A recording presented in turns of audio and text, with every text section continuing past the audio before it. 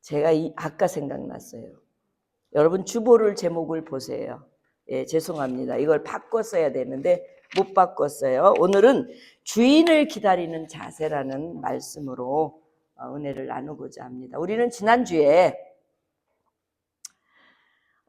사람의 목숨을 위해서 그리고 사람의 몸을 위해서 무엇을 먹을까? 무엇을 입을까?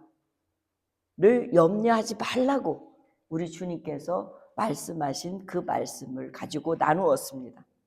그러시면서 예수님이 뭐라고 했냐면, 왜 염려하지 말라고 하셨냐면, 까마귀나 백합화를 봐라. 까마귀같이 악한 그 짐승에게도 하나님은 입히시고 먹을 것 주시고 그가 거처할 장소까지 보살펴 주지 않느냐. 아니 꽃도 봐라. 그 백합화가 한 송이 피는 시간이 걸리지만 그 백합화로 인하여서 실도 나오고 뭣도 만드는데 그가 그렇게 했느냐. 그 정도로 하나님께서 솔로몬 그 백합화를 솔로몬 왕의 부귀영화 권력을 비교해보면 꽃만도 못한 영화다 라고 말씀하시며, 그러한 것들도 그렇게 하나님이 입히시고 보호하시고 지키시고 역사하시는데 너희들 까부냐. 여러분, 하나님은 여러분을 얼마나 사랑하는지 아십니까? 여러분, 성경은요 여러분을 하나님이 사랑한다고 구구절절히 진짜 솔직히 말하면 벨도 없이 말씀하셨어요. 그래서 요한복음 3장 16절에 보면 뭐라고 되시냐면, 하나님이 세상을 이처럼 사랑하사 당신의 아들을 주셨는데 이거 하나만 믿어라. 그를 믿는 자마다, 여러분 멸망할 자들이에요 우리는요. 근데 멸망하지 않고 영원한 생명을 얻게 하겠다. 여러분, 하나님께서 말씀하시는 이 사랑은 말이 아니에요. 그거 감정이 아니에요. 희생이에요. 내어주심. 그냥 그러니까 아무 여러분 의미 없이, 여러분한테는 대가 없이 그냥 내어주셨다는 거예요. 그걸로 증명된다는 거예요. 그런데 그 사랑을 여기서 이처럼이라는 의미, 우리가 측량할 측량 기계도 없을 뿐더러 측량 불가능한 이처럼이에요. 그렇게 나와 여러분을 사랑하셨다는 거예요. 근데 어떨 때 사랑하셨냐? 우리가 죄인일 때가 우리가 죄가 없는 의인일 때가 아니라 죄인일 때 사랑하셨다는 거예요. 죄인일 때. 그래서 로마서 사도 바울은 5장 8절에 우리가 아직 죄인 되었을 때에 그리스도께서 우리를 죽으심으로 하나님께서 우리에 대한 자기의 사랑을 확증하셨다. 이렇게 말씀하셨어요. 얼마나 사랑하시는지. 어느 정도 사랑이냐면 그 사랑은 이사야서 49장 15절에 보니까 여인이 어찌 그 젖 먹는 자식을 잊겠으며 자기 태에서 난 아들을 긍휼히 여기지 않겠느냐. 그들은 말이야 혹시 잊을지라도 버리잖아요. 상황이 안 되면 내가 키울 수 없으면 버리잖아요. 누군가에게 또 입양하잖아요. 그런다 할지라도 나는 너를 잊지 아니할 것이라. 이 말은요 인간의 최고의 사랑인 어머니 사랑보다 더 확실한 사랑이라는 거예요. 그렇게 사랑하셨기에, 그렇게 사랑하고 계시기에, 그렇게 사랑할 것으로 약속되어져 있기에 주님은 너희들 목숨을 위해서, 너희들이 거적되기 몸을 위해서, 목숨도 몸도 여러분 푸시케 그리고 소마 다 하나님의 손에 달려있다고 말하잖아요. 하나님의 손에 다 달려있는데 왜 걱정하냐? 왜 걱정하냐? 염려하지 말라라. 근데 우리는 얼마나 많은 걱정이 심한지 몰라요. 내가 이 일을 하다가 큰일 당할까 봐 다 바리케이트 치고, 내가 누군가가 해도, 제가요 요즘 누군가를 안 도와주고 싶어요. 너무 많이 당하니까. 아파. 너무 고통해. 그러니까 누가 오면은 누가 걱정돼 이제는. 뭘로 도와달라고 그럴까. 그리고 만신창이가 돼가지고. 그래서 그게 두려운 거예요 이제는. 그런데 주님은 그것조차도 하지 말라는 거예요. 왜 네가 두려워하냐? 내가 책임질 건데. 네가 했니? 내가 책임져서 한 거지. 이러니까 또 하게 되는 거예요. 주님이 나를 사랑한 거에 비하면 나는 조그만 거거든요. 제가 얼마나 멍청한지 정말 조그만 거 갖고 생색하고 그런 내 모습을 보니까 너무 부끄러운 거예요. 주님은 얼마나 우리를 사랑했는데. 그래서 욥은요. 욥기 12장 10절에 보면 모든 생물의 생명과 모든 사람의 육신의 목숨이 다 누구에게 있다고요? 하나님 손에 있다고요. 여러분, 하나님 손에 여러분이 있어요. 믿으십니까? 이건 믿으셔야 돼요. 누가 뭐라 그래? 이건 믿으셔야 돼요. 그래서 목숨과 몸을 그렇게 하나님께서 너희들을 사랑하고 보호하시고 인도하고 앞으로 나한테 올 때까지 보호하여 주시겠다고 하니까 이곳에 쌓아놓지 말라는 거예요. 이곳에 쌓아놓지 말고 하나님의 나라의 국간에, 그곳은 어떻다고요? 좀도 없고 도둑도 없고 좀도 안 먹는 그곳이라는. 나는 이 본문이요 굉장히 재밌어요. 이 누가가 이렇게 표현했어요. 너희 소유를 팔아서 구제하여 낡아지지 아니하는 배낭을 만들어. 아니 구제했으면 돈이 없는데 뭐 배낭을 만들어. 그 배낭을 만들어서 하늘에 두어라. 그러면 담이 없는 보물이니 거기는 도둑도 좀도 안 먹어. 그러니까 이 배낭을 만드는데 하나님이 갚아줄 빈 배낭을 올리라는 거야. 어우, 너무 멋지지 않아요? 누가가요? 나는 누가의 이 표현이요 그냥 어느 날 확 내 가슴에 들어오는데 얼마나 뜨거웠는지. 어머, 이 뜻이었구나. 사랑하는 성도 여러분, 너무 멋지지 않아요? 나는 주님이 주신 배낭에다가 깍깍깍깍 채우려고 하지 말고 그 배낭을 빈 걸로 올리래. 그래서 여러분 한 주간 이런 말씀을 듣고 하나님에게 하늘 보물은 여러분 쌓는 곳에 여러분 마음이 간다는데 어디에다 쌓아두셨어요? 지난주에 우리가 쌓아둘 보물은 어디에다가 쌓아두라고요? 하늘에 쌓아두라고 했는데 한 주간 어떻게 쌓았어요? 자, 그 말씀을 생각하면서 오늘 본문 내용은 조금 더 영적으로 깊이 들어가 종말에 대한 비유를 제자들에게 하시는 말씀이에요. 그래서 여러분이 35절부터 40절까지 두 비유가 나와요.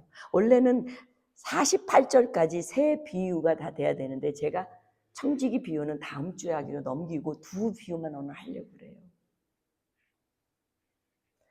오늘 이 두 비유의 재림은 주님이 종들에게, 즉 제자들에게 말씀하세요. 그래서 본문 41절의 대상이 누구냐면 베드로가 이렇게 물어봐요. 주님, 이 비유를 우리에게 한 겁니까? 아니면 모든 사람에게 하신 겁니까? 주님은요 제자들에게 했다고 그러세요. 즉 여기서 제자들은요 오늘날 예수님을 따르는 모든 자들도 포함된다는 거예요. 그러니까 여러분이 제자적인 삶을 살 때에 이 안에 속한다는 얘기예요. 불신자가 아니에요. 하나님 나라로의 백성이 되겠다고 구원받은 자로 모여있는 여러분 전부가 대상이 되는 거예요.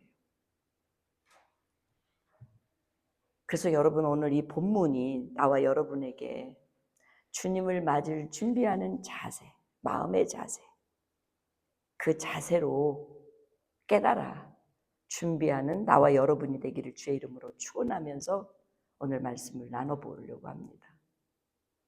우리 사랑하는 성도 여러분, 오늘 본문은 이렇게 시작해요. 35절에 주님을 맞을, 다시 오실 주님을 맞을 준비되는 사람의 자세는 오늘 35절에 두 가지의 자세예요. 허리에 띠를 띠라는 거예요. 여러분 여기서 허리에 띠를 띠라는 것은 당시 팔레스틴 지역 사람들은 긴 겉옷, 로브라고 그러죠. 로브를 입었어요. 그래서 로브를 입었기 때문에 그 상태로 어떤 급한 일이 있으면 빨리 뛰어야 되는데 움직이기가 거북해요. 그리고 움직이기조차 잘 못해요. 그러기 때문에 요 로브를 딱 짊어지고 띠를 띠고 옷자락을 그냥 딱 걷어서 올려야만이 뛸 수 있고 어떤 행동이 가능된 거거든요. 그래서 주님은 주님을 맞을 자들이에요. 여러분과 나도 똑같아요. 우리는 다시 오실 주님을 기다리고 있는 주님의 자녀들이에요. 우리는 이 땅이 영원한 땅이 아니라는 거 알고 있어요. 우리는 이 땅에서 내가 아무리 잘 먹고 잘 살고 지금 떵떵거리고 내가 누구보다도 머리가 좋고 잘 돌아간다고 할지라도 주님이 오시면 이곳은 더 이상 우리가 살 곳이 아닌 거 알죠? 교회는요, 이 영적 원리를 가르쳐주고 여러분을 영적으로 우리가 어디서부터 와서 어디로 가는 이에 분명한 길을, 로드를 가르쳐주는, 요즘 얘기하면 뭐예요? 여러분이 요즘 이 인터넷만 가지고 있으면 어디든지 다 가잖아요. 내비게이션이에요. 그래서 성경은 여러분 하나님 나라 가는 내비게이션인데 너무나도 이 내비게이션을 너무 복잡하게 악한 영들이 다 침투해가지고 내가 갈 목적지를 다이렉트로 갈 수 있는 길을 이쪽으로도 가도 된다, 저쪽으로도 가도 된다, 뒤로도 돌아서도 가도 된다, 다 이렇게 자기들 마음대로 정해줘서 여러분이 잘못 내비게이션을 만나면 그렇게 돼요. 그래서 바른 내비게이션을 여러분이 추구하는 자가 되기를 주의 이름으로 축원합니다. 허리띠. 그러니까 이 빠른 이것을 말하는 것은 쉬지 않고 즉시 순종할 채비. 그러니까 여러분 출애굽기 12장 11절에 보면 뭐라고 돼 있어요? 여기에 보니까 너희는 그것을 뭐예요? 양을 잡아서 먹을 때에 허리를 띠고 발을 신고 손에 지팡이를 잡고 급히 먹으라. 이것이 여호와의 유월절입니다.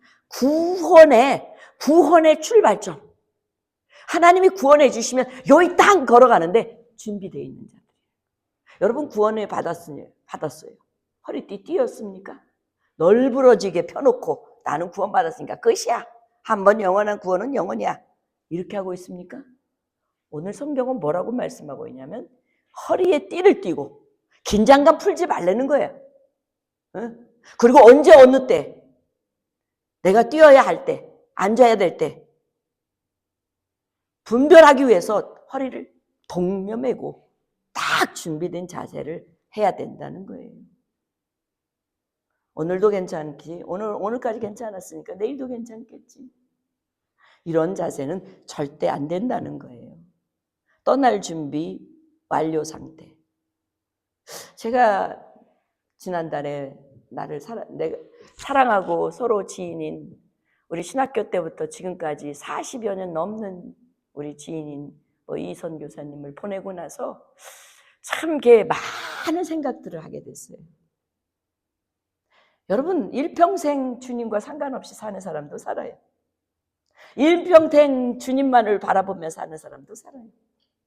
근데 그 끝은 다를 거라고 저는 믿습니다. 그렇듯이 여러분 우리가 살아가는 살면서 하나님 나라 갈 준비된 자는 이래야 된다는 거예요. 내가 언제 어느 때 떠날지. 그분이 살 줄 알았어요. 왜냐하면 작년 1월 달에 이미 암 진단을 받고 수술 일정까지 다 받아놨는데 일이 바빠서 미루다 보고 나니까 암이 그렇게 쉽게 번질 줄은 누가 알겠어요. 그러니까 생명은 주관자는 하나님 거예요. 기회 주실 때 빨리 잡아야 된다는 거예요. 아무리 내일이 바빠도 아무리 주의 일이 바빠도 주님은 나를 더 쓰시기 위해서는 그걸 했겠죠. 나는 그렇게 생각해요. 그분이 뭔 뜻이 있어서 그렇겠지.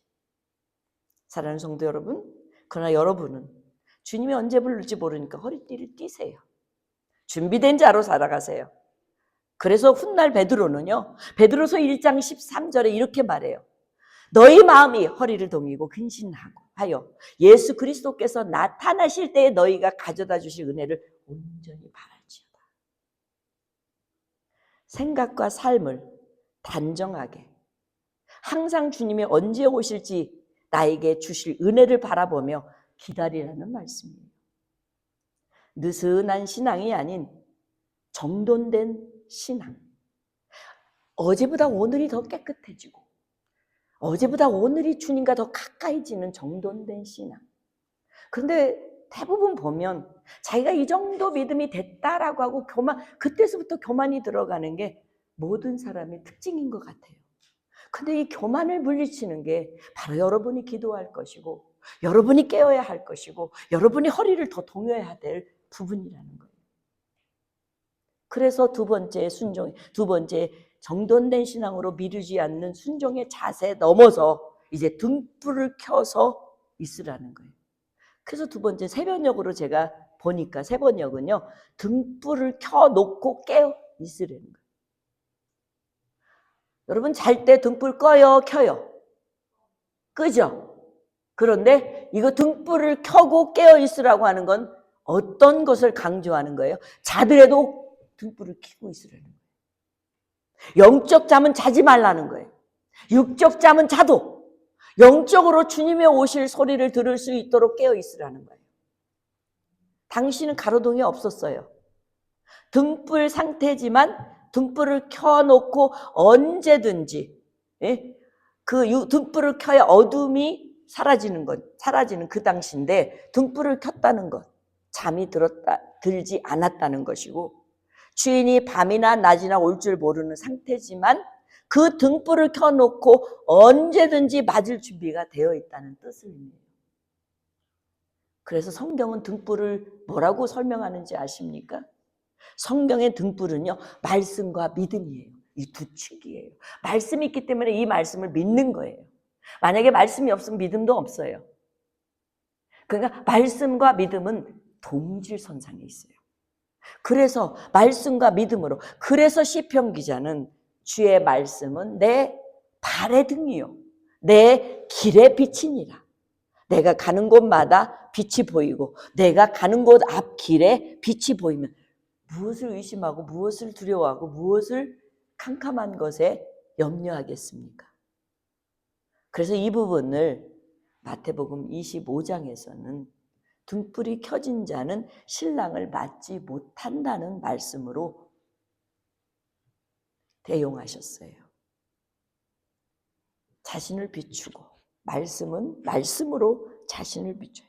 대부분 그리스도인들이 자기의 경험, 자기의 생각으로 말을 많이 하고 일을 그렇게 하려고 그래요. 교회에서는 말씀대로 하셔야 돼요.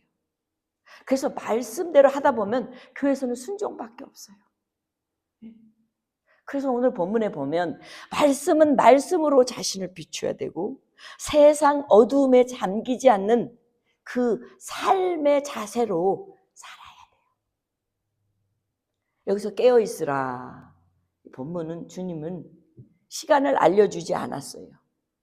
대신 깨어있으라는 자세를 요구하셨어요. 여러분 시간 얘기 안 해주셨어요, 주님은. 그러니까 우리가 마음대로 행동하고 마음대로 할 수 있어요. 그런데 자세를 말씀해 주셨다는 거예요. 자세. 그래서 본문 40절에 보면 어떤 이 자세는 어떠냐면 그러므로 너희도 준비하고 있으라. 자세는 준비해야 되는 거예요. 깨어있는 준비. 그래서 생각지 않은 때, 우리 주인이 생각지 않을 때 주님이 오신다는 거예요. 그래서 우리 보고 자세, 시간 같으면은 금방 여러분 시간 다 알려줬으면 그 시간까지 가만히 있다가 그냥 내일 오시니까 오늘 열심히 믿어야지 이러고 마음 바꾸고 그럴 수 있을까 봐 주님은 자세를 가르쳐 주셨어요. 시간을 가르쳐 주는 겁니다. 그래서 주인을 기다린다는 것은, 주인을 맞을 수 있는 것은 마가복음에 보면 마가복음 13장 3절에 주의하여 깨어있으라. 그때가 언제인지 알지 못하기 때문이다. 자세를 분명하게 주의하여 깨어있으라. 내가 어디를 가도 오늘 주님이 내 길거리에 가다가 오실는지, 내가 누구하고 만나서 대화할 때도 주님이 그곳에 언제 어느 때 딱 빵빠레를 울리고 나를 찾아오실는지 모르는 그 상황 속에 있다는 것을 알고 인지하며 깨어있으라는 의미라고요. 주님을 기다리며 깨어있는 종은 어떤 종일까? 주님은 오늘 36절에 이렇게 말씀하세요. 너희는 마치 주인이 혼인집에서 돌아와서 문을 두드리면 기다렸다가 문을 열어주려고 하는 사람과 같다. 주님을 기다리는 깨어있는 자의 모습이 이 모습이라는 거예요. 즉 여기서 성경은요, 혼인이라는 혼인집이라고 하는 것은 여러분 잘 아실 거예요. 여러분 요한계시록 19장 7절 9절의 말씀에 보면 요한이 반모섬에서 환상을 보는데 19장 정도면 하나님께서 이미 다 정리하시고 하늘나라를 임재하여 데리고 나오는 바로 직전. 그는 이렇게 말해요. 우리가 즐거워하고 크게 기뻐하며 그에게 영광을 돌리세 어린 양의 혼인 기약이 이르렀고 그의 아내가 자신을 준비하였으므로 그에게 빛나고 깨끗한 세마포 옷을 입도록 허락하셨으니 이 세마포 옷은 성도들의 옳은 행실이다. 천사가 너에게 말하기를 기록하라. 어린 양의 혼인잔치에 청함을 받는 자들 복이 있도다 하고 또 내게 말하래요. 내 이르되 하나님의 참되신 말씀이라. 하나님의 참되신 말씀의 단서는 뭐냐면 바로 이거라는 거예요. 혼인은 어린 양 예수님과 성도들의 최종적인 연합점이에요. 만남이야. 그러니까 여러분이 조금 전에 말씀하셨던 너희는 마치 그 주인이 혼인집에 돌아와 문을 두드리면 얼른 열어서 맞이할 수 있는 이 사람이 깨어서 준비되어 늘 그분을 기다리는 자세라는 거예요. 어떻게 두드렸더니 만나잖아요. 만약에 두드렸는데 못 들으면 못 만나잖아요. 그럼 구원의 완성을 못 이루는 거예요. 그래서 요한계시록 21장 2절에 보면 또 내가 봄에 거룩한 성 새 예루살렘이 하나님께로부터 뭐가 단장되어서 내려오는데 하늘에서 내려오는데 그 준비된 것이 뭐와 같다고요? 신부가 남편을 위하여 단장한 것 같더라. 그래서 22장 2절에 보면 넘어가면 천국은 마치 자기 아들을 위하여 혼인잔치를 베푼 어떤 임금과 같다. 그러니까 여기에 보면 혼인집에서 돌아왔다는 것은 이미 하나님의 구원의 성취가 이루어지고 우리를 구원주로 오셔서 구원으로 데리고 가시려고 하는 그 장소에 문을 두드릴 때 깨어서 맞을 수 있는 그 정도로 깨어 있으라는 거예요. 여러분 오늘 오셨어요, 주님? 안 오셨잖아요. 그 정도로 깨어 있어야 된다는 거예요. 오늘 이 말씀이 여러분에게 이해가 되면 복인 줄 믿습니다. 오늘 이 말씀이 여러분의 가슴 속에 아 그렇구나 영적으로 주님은 그렇게 해서 오시는구나를 이해하시면 진짜 여러분 복 있는 사람이에요. 이걸 들어도 도대체 무슨 얘기인지 모르시면 저한테 집요하게 물어서서 영적으로 깨어나는 여러분이 되시길 주의 이름으로 축원합니다. 많은 사람들이 요즘은 말씀이 마음을 감정을 여러분의 현실을 조금 더 문을 열어주고 이해하고 편안하게 해주기 위한 메시지지 진짜 내가 하나님 나라를 가려고 하는 깨어있게 하려고 하는 메시지가 몇 퍼센트나 될까? 몇 퍼센트나 될까? 그래서 예수님은 마태복음 25장 1절에 천국은 마치 자기 아들을 위해서 예수님을 위해서 혼인잔치를 베푼 하나님의 임금 하나님과 같다. 그러니까 혼인잔치를 다 하고 맞춰서 내려와서 우리를 데려가려고 오시는 그때까지 깨어있지 못하면 큰일 난다는 거예요. 이해가 되시죠? 왜냐하면 주님은 반드시 돌아온다고 말씀하셨거든요. 요한복음 14장 3절에 보면 가서 너희를 위하여 거처를 예비하고 나면 내가 다시 와서 너희를 내게로 영접하여 나 있는 곳에 너희도 있게 하리라. 주님이 다시 재림할 때는 주님이 있는 곳에 함께 있게 하시려고 오시는 거예요. 그런데 반드시 오신다고 오늘 말씀하시고 계세요. 약속대로 돌아와서 문을 두드리겠다는 거예요. 들어와서 먹고 나누기를 원하면 문 여실 것이고, 그렇지 못하면 여전히 문을 꼭꼭 닫아 있으면 그 사람은 더 이상 말을 안 해도 되죠. 그러니 우리는 얼마나 지금 오늘 이 말씀이 예수님께서 우리의 자세를, 오늘 온 맴새가 아니라 여러분의 마음의 영적인 자세를 가다듬으시라고 하는 엄청난 메시지라는 사실을 믿으시길 바랍니다. 혼인잔치 집에 갔다가 돌아온다는 말을 믿고 변하지 않고 항상 동일한 장소, 약속을 지키는 신뢰하시는 하나님을 여러분의 믿음이 성숙되어서 꼭 붙잡는, 기다렸다가 꼭 만나는 나와 여러분이 되기를 주의 이름으로 축복합니다. 그래서 본문을 통해서 예수님께서는 지금 하늘 영광 가운데 계시지만 반드시 다시 오셔서 자기 백성, 여러분 여기서 자기 백성이라는 것은 우리가 말씀을 나눌 때에 하나님의 친구는, 예수님의 친구는 누구라고요? 예수님의 말씀을 듣고 그 말씀대로 순종하고 그 말씀대로 살아내는 사람이라고 성경은 분명히 예수님의 친구에 대한 정의를 내려놓으셨습니다. 그렇다면 우리가 주님을 맞을 수 있는 그 약속의 성취자가 되려면 하나님의 말씀은 이 지구가 없어지는 것보다 하나님의 말씀 1.1핵도 없어질 수 없는 거예요. 지구는 종이짝처럼 말리게 되어 있습니다. 어느 날. 여러분 요즘 AI가 엄청난 속도로 하나님을 대신할 수 있는 그 자리로 달려가고 있는 거 아십니까? 여러분 그것을 놓는 순간요, 그것을 이용해서 사람이 두 짐승이 현장에 두 짐승으로 드러나는 날이 어느 날 있을 것입니다. 그 두 짐승을 여러분이 영적으로 확실하게 이해하지 못하면 여러분 그 짐승이 어느 정도로 요한계시록에 능력이 있는 줄 아세요? 하나님처럼 초자연을 움직입니다. 불이 내려와서 사람이 죽었는데 다시 살리고, 할 수 없는 일, 보통 사람이 할 수 없는 일을 초자연적인 역사로 합니다. 그러니까 그때의 많은 믿는 자들이 넘어간다고 요한계시록에 되어 있습니다.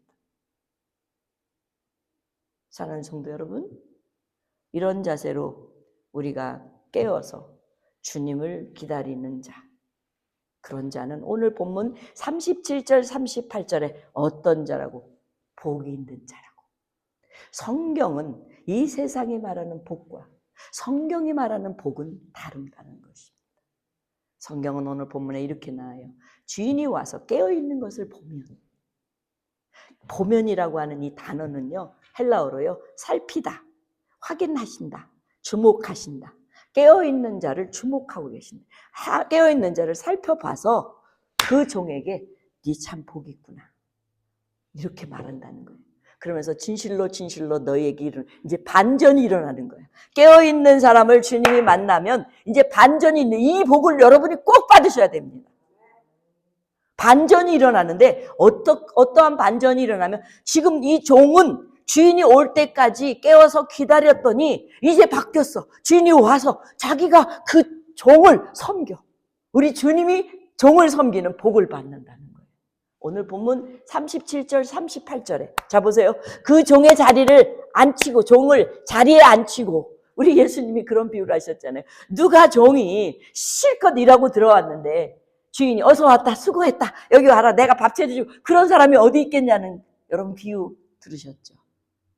그런데 여기서는 반대로 반전이 일어난 거예요.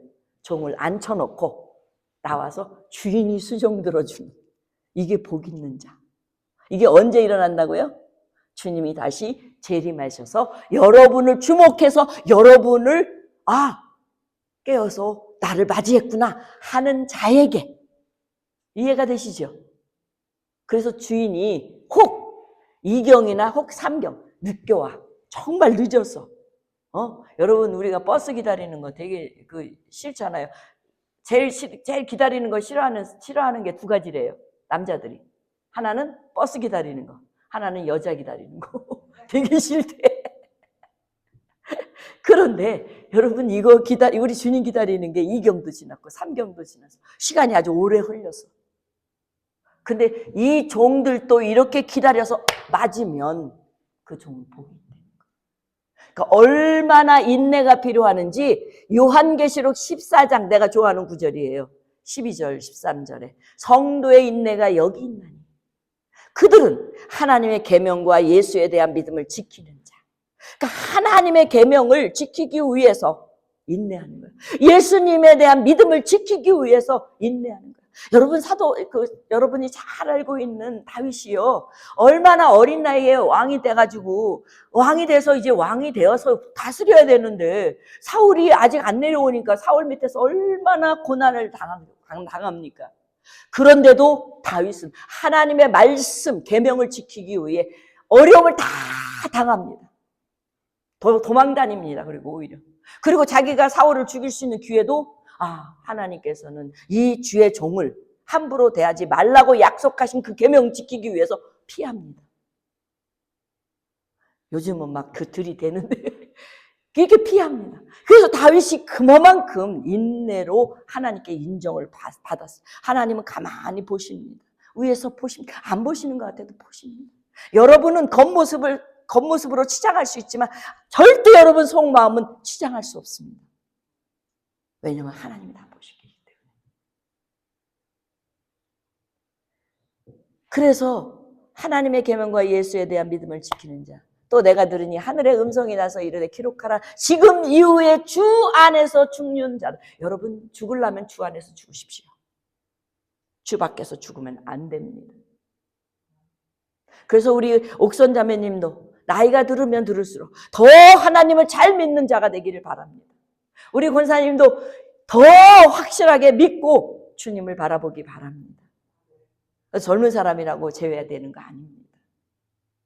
그런 사람은 복이 있는 자라고 성경은 그런 자들을 복이 있다고 그러지 돈 많이 벌었고 내 자식 잘 되고 뭐가 그냥 그 한탕 했다고 그게 복 있는 자라고 그 착각이에요. 잘못된 거예요.